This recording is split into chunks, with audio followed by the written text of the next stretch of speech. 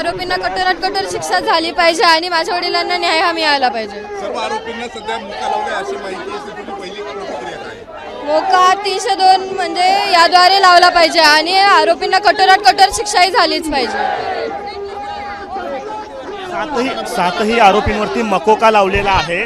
तर मोठी कारवाई आता झाली आता सरकारवर.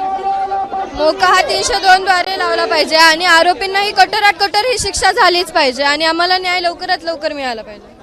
तुम्ही सगळे मोर्चामध्ये सहभागी झालेले आहात. लोक येत आहेत, भेटत आहेत, काय बोलतायत तुमच्याशी सगळे?